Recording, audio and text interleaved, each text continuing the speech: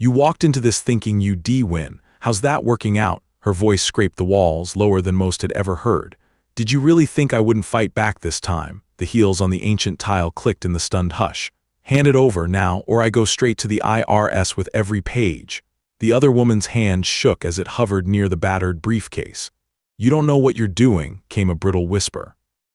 You have no idea what you're playing with. Try me, she snapped, eyes locked, body blocking the only exit. You think county inspectors will side with you after what's in these journals? Go ahead, call them in. A bead of sweat slipped down the side of her rival's face. You're bluffing, came a strangled protest, half hope, half threat. No, she said, pushing the ledger across the table, voice flat. I'm just done letting you write the ending. For a second, no one moved. All that power between them trembling in the showdown's final seconds. The door vibrated with incoming fists. In that hour suspended in spring heat and dread, only one thing was certain. Everything they'd built on lies was about to collapse. To understand how she wound up holding more leverage in a crumbling restaurant than she'd ever owned in her whole life, we have to go back 4 days. Before the storm. Before the only inheritance she'd meant to reject became her shot at justice. $46.12 was Maggie Preston's entire safety net.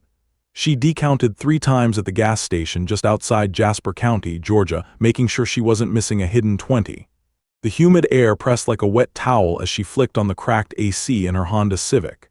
Each vent rattled, competing with the low whine of her Australian Shepherd, Scout, pacing the passenger seat. A box of kitchen plates, the only set that had survived 16 years of marriage, teetered on a thrift store duffel bag behind her. She thumbed her phone, checking for new texts even though she knew there'd only be the latest from Janet Preston, her former stepmother, who'd barely spoken to her outside of legal threats until the funeral. Don't be late for your little prize, honey. The county's got a condemnation order taped to that dump. Hope you and your mutt enjoy the mildew, the last voice memo hissed, smug as cigarette smoke. Below, a grainy listing image, faded red sign over warped wood, letters so worn they looked like blood washed thin in rain. Scout let out a soft, anxious woof. Maggie raked her hand through the dog's fur and gave a tight smile. We've had worse roofs, Scout, she muttered, trying bravery on for the both of them. He stared her down, head cocked as if to say, is this really the best we've got? Maggie exhaled. I know, take it and run, right? Maybe next time. She scooped up the receipts, the county letter flapping out, crumbling restaurant, 813 Faro Road. Condemned in 15 days if repairs not begun. Value contested. She told herself she wouldn't go. But after the divorce, after Brent emptied the joint account with a lawyer's smile, the furniture reduced to memory, and Janet's little pack of cronies practically celebrated her new poverty. She'd run out of places to hide. Her eyes flicked to the group clustered beneath the overgrown oaks on Faro Road. Janet, sunglasses perched on her perfectly highlighted hair, Uncle Phil, half laughing, and Andrea, Janet's own daughter, already making a tick-tock of the boarded-up entrance. Oh, Maggie, do bring that adorable dog in, he might keep the rats company, Andrea called, voice sugary. I'll give you $1 for every termite you can find, Phil added dryly, and Janet shook her head, lips thin with triumph. Try not to get lost in the mildew, darling, you never could keep up. Maggie stared down the warped turquoise gate, heart thudding, but a glint just above the old mailbox, tarnished numbers but behind them, and paperwork envelope that didn't match the battered realty mailouts. She slipped it free. Inside, a brass key tied with a string and a torn scrap of paper. North Route, red mark below stairs. Someone had left her a clue or a warning.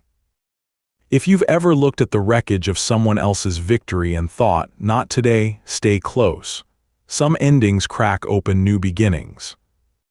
Maggie parked in the shade cast by a hanging mess of Spanish moss. Across the yard, Scout sniffed anxiously as cicadas screamed. Even the sun felt heavy here, like it resented being asked to shine on decay. She wedged open the side door, Scout close enough to nudge her thigh with concern. The restaurant inside was trapped mid-collapse. Wood floors warped upward like brown waves, plastic chairs tangled in cobwebs, menus curled beneath a broken fan. Paint peeled off the walls, revealing a ghost of old wallpaper, bands of yellow and blue but already forgotten. But Maggie spotted it immediately.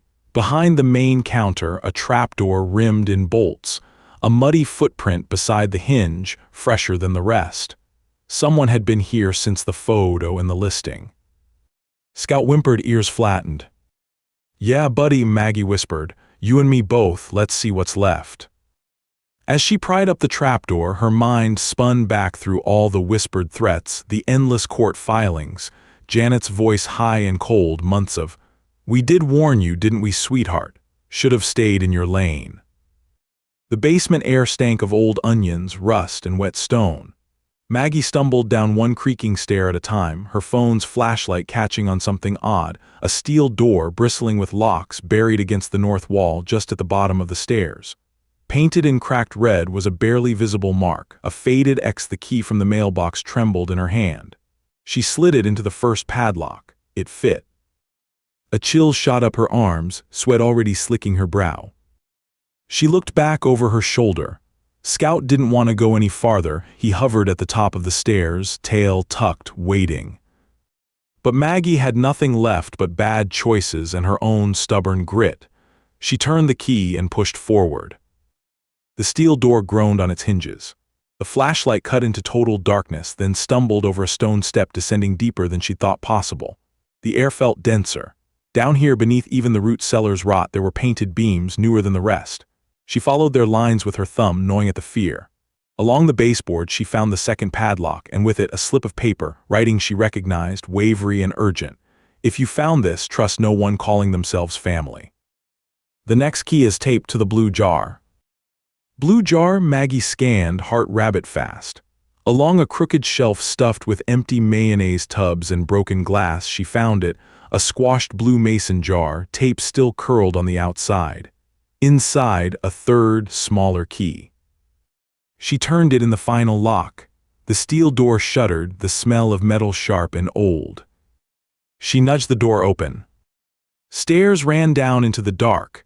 She flicked on her phone's flashlight again and stepped into a secret world swallowed under the old restaurant.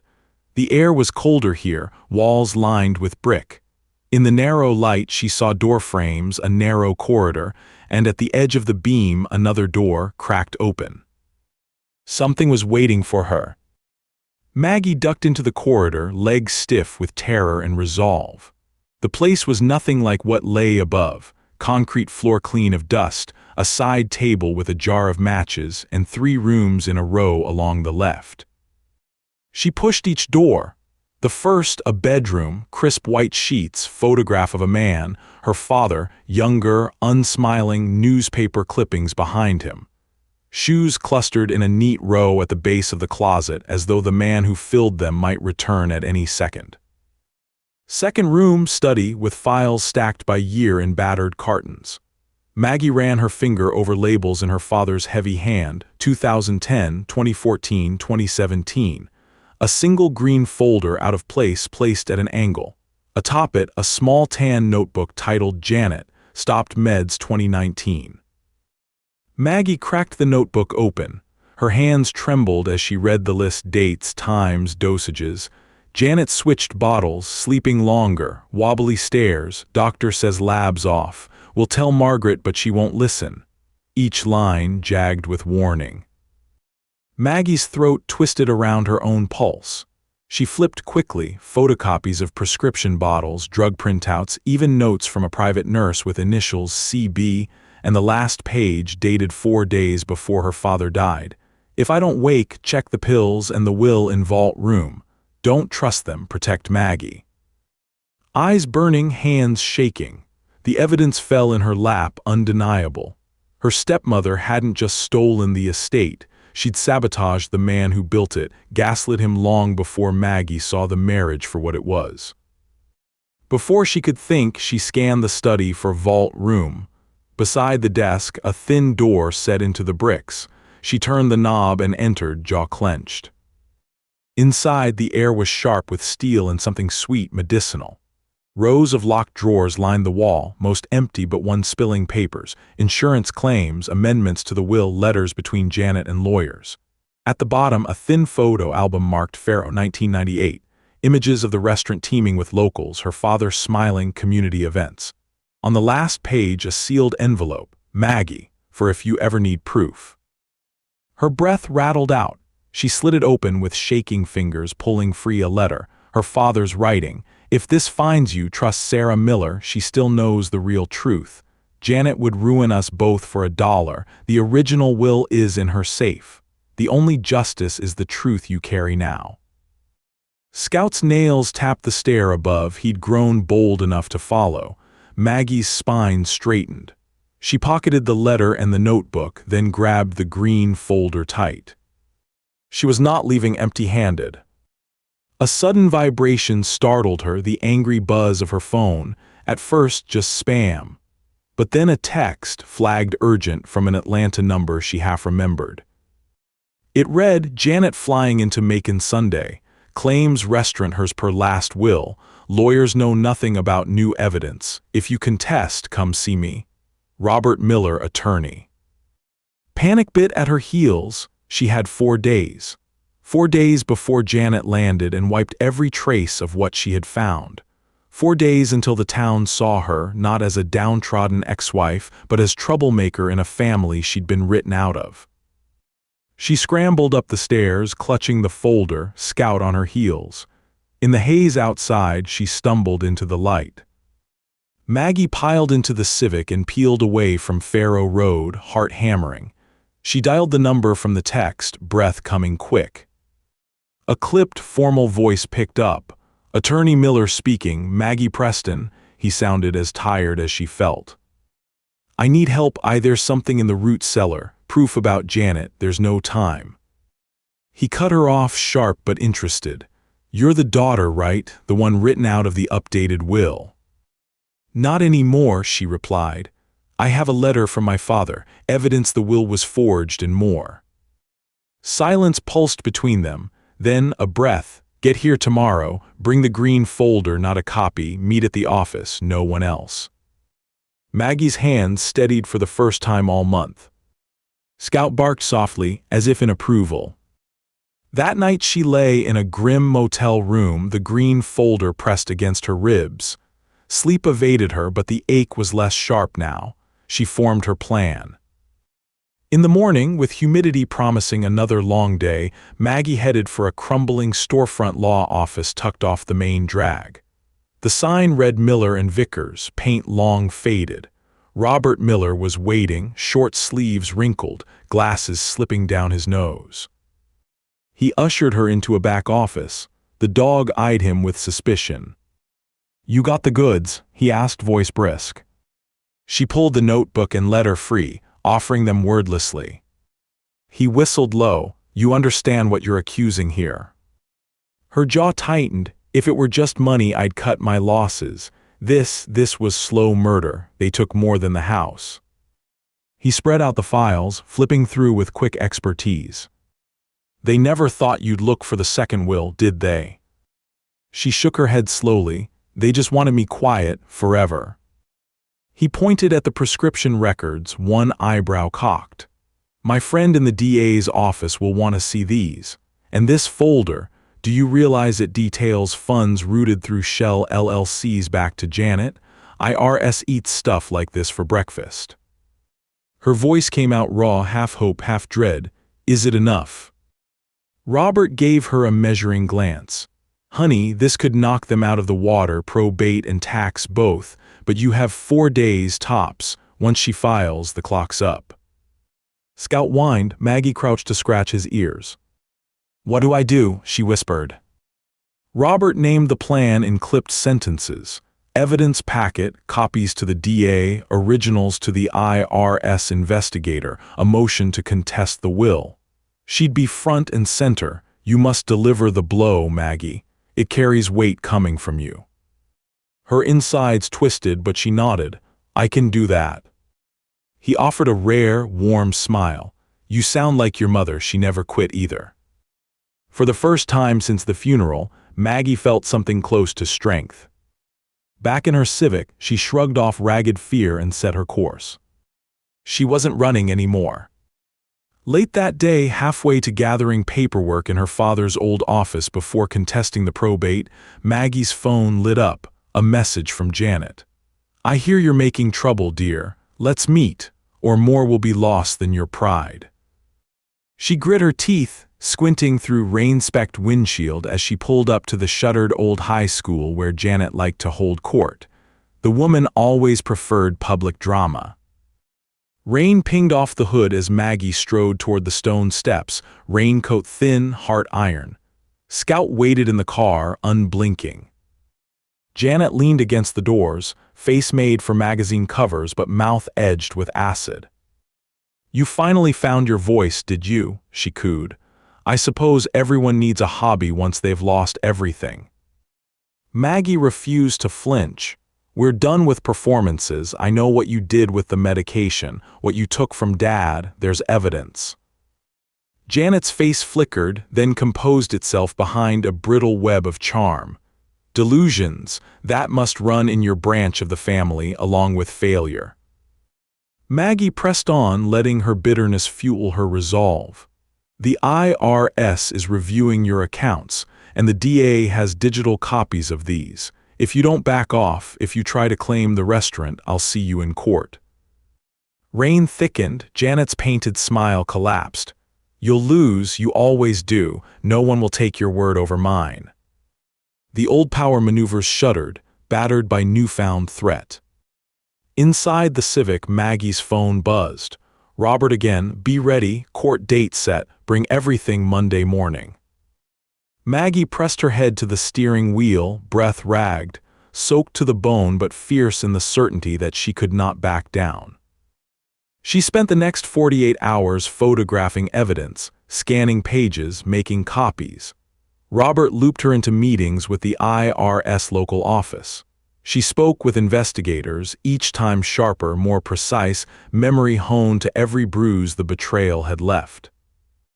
On Sunday night, Janet's daughter Andrea called, voice unsteady. "You blew it up, didn't you? Mom's losing her mind. She sent me to the cottage, tore it apart. What did you find?" Maggie heard the panic but no regret. "The truth, that's all." Andrea laughed, brittle, almost pitying. "She's on a flight back from Florida right now. I hope you know what you're doing." Maggie let the line go dead. Everything converged Monday morning at the old county courthouse, Brick groaning under the weight of so many secrets.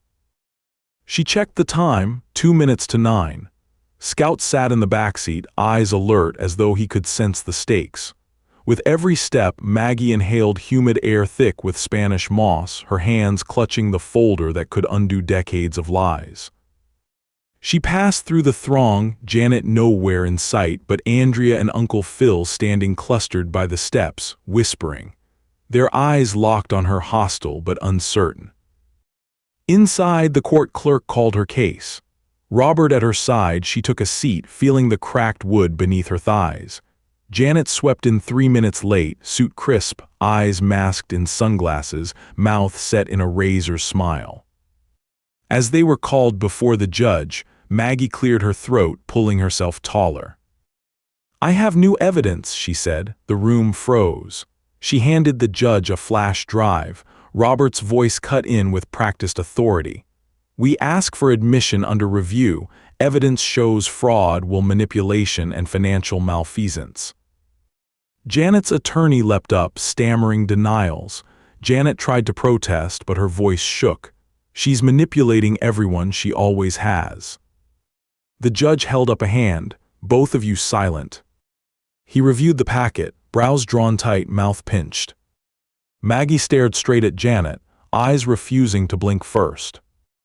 At last the judge spoke. "I see enough here to warrant immediate investigation and a pause in execution of the current will. Miss Preston, thank you for your thoroughness." The court bustled, the air alive with tension and threat. But as Janet stalked close, voice pitched low so only Maggie could hear, the showdown they'd both been circling for years erupted. "You think you've won, after all I did for this family. You walked into this thinking you'd win, Maggie cut in, words edged sharp as glass. How's that working out? Janet spat, you have no idea what you've started. Maggie didn't back down. Did you really think I wouldn't fight back this time? Their faces almost touching now, voices too low for anyone else. Hand it over, now, or I go straight to the IRS with every page.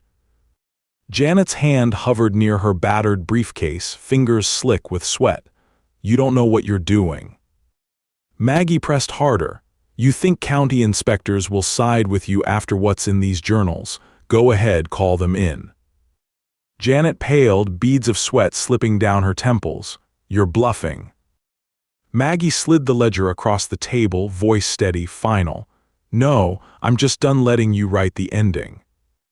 For a stretched moment the room spun, bystanders, the judge, Robert, the faintest whimper from Scout somewhere near the back. Janet tottered, the world tilting. Officers from the IRS came forward, 3 of them, badges flashing brighter than the morning sun. Miss Preston, one asked quietly, we'd like you to make a formal statement. Janet tried to rise, but her knees buckled, legal team whispering frantically. Uncle Phil rushed over, but Andrea grabbed his arm. She did it, Andrea said, tears brimming but voice steady, pointing at Janet. She was the one who switched the medicine. I saw it months ago, but I thought she was helping. A crack appeared in the circle that had stonewalled Maggie her whole life. The judge pounded his gavel. Miss Preston, Miss Hartwell, the county and federal authorities will now take charge of all property and accounts pending investigation. Anyone interfering with the process will be held in contempt. In the aftermath, they didn't even look at Maggie. Janet hid her face as cameras clicked, Andrea trembling beside her. Uncle Phil faded to the back row. Maggie squared her shoulders, clutching the green folder like a shield, and let the relief flood her limbs. Janet was led away, wrists wrapped in polite handcuffs. The crowd parted to let the agents through. And this time the victory was undeniable. Her father's voice echoed somewhere deep, protect Maggie. The IRS audit pressed onward over the next weeks. Janet's assets frozen, tax liens posted, penalties snowballing until her business, once the pride of the town, evaporated in a bankrupt mess. The story splashed across the local paper, but this time no one shunned Maggie. Neighbors stopped her at the supermarket, shaking her hand, some apologizing for ever believing the worst. Robert Miller smiled when she signed the last form. Your dad was right. Sometimes only the truth stands when everything else falls. Scout bounded alongside her as she crossed Faro Road one last time. The condemned sign was gone, a work crew's chatter echoing in the morning air. Where Rod and Bramble once ruled, she saw the faint shape of hope, windows washed, the floor joists reinforced, kitchen tiles glinting under new light. She unlocked the cottage, breath uneven but determined. Her own bed waited, sheets fresh, air clear of everything Janet ever brought near. Inside, Maggie flipped through the photo album, her father's arms around her at 7, Scout as a trembling puppy, the whole Preston family in happier years. She couldn't bring back what was lost, but the story was hers now, whole and unmanipulated. If anyone asked her what she'd gained, she'd say it was the nerve to lay roots in the very dirt others tried to bury her with. In a town where history stains every stucco wall and Spanish moss makes every morning gold and green, Maggie Preston started over, not with a big check or even a perfect house, but with the slender thread of dignity sewn through everything she dared salvage. And in the hush just after dusk, as Scout pressed his warm side to her feet, and laughter spilled from the kitchen she rebuilt chunk by slow chunk, Maggie understood. Even a condemned place can be made home if you're willing to fight for your own story. Some doors look like endings until you pry them open. So if you're cleaning out someone else's mess and everyone says you're wasting your time, maybe it's because they know what you'll find if you dig deep enough. The summer sun spread gold across Faro Road, catching on the tools stacked outside the once condemned restaurant. Maggie ran her rag over glass streaked from decades of neglect, the citrus smell of cleaner mixing with new paint and cut grass. Scout lounged on the shady porch, tail dusting the boards in time with the music drifting from inside. Laughter, hers, real and whole this time, spilled with the notes. Robert Miller's battered sedan rumbled up the drive, gravel crunching. He got out carrying a brown bakery bag and 2 tall coffee cups. "Grand reopening demands sustenance," he called, waving the bag overhead. Maggie wiped her hands on her jeans and grinned. "The only lawyer I trust with a honey bun ration," she said, opening the screen door to let him in. He paused at the threshold, eyes sweeping over the floors, the gleaming hardware, the sunlight glinting through windows once dust-choked. "You did it, you know." She let out a shaky breath. "I almost didn't," her voice softened. "There were days it felt like I'd never come up for air." He gave her one of his sideways smiles. "Sometimes just standing your ground wins the war." They settled at an old kitchen table. Maggie tore open the bakery bag and pushed a coffee toward him. Scout dropped his muzzle onto Maggie's knee, sighing contentedly. Robert unwrapped the food, but his expression turned pensive. He slid a faded envelope across the scarred tabletop. "This came to the office for you last week. No return address." She regarded it, pulse quickening at the flaking blue ink. Maggie Preston. She slit the end and eased out a single-page, heavy stock paper embossed with a trembling S. Sarah Miller, her father's old friend, once more myth than memory, now a key ally who had sent, Maggie realized, the original warning that led her to the basement. The note was brief. "I'm sorry I couldn't stand with you in person, but I knew you'd be the one to finish what your father started. Use this to rebuild. All debts forgiven. S." Tucked inside was a cashier's check. Maggie's hands trembled as she read the number twice, then again, a sum she could never have asked for, enough to cover repairs and pay off the last of the county's fines. Her throat tightened with gratitude. She believed in him, she believed in me too. Robert squeezed her shoulder, quiet pride shining in his eyes. The bell over the door jingled. Andrea entered, hair back, a box balanced on her hip. She set it on the counter, gaze flickering briefly to Robert before settling anxious on Maggie. "I don't expect forgiveness," she said in a low voice. "But Mom's appeal got thrown out yesterday. She'll serve time." Andrea fidgeted. "I cleared out the last of her things from the cottage. I found this in her nightstand." She offered a slim photo album.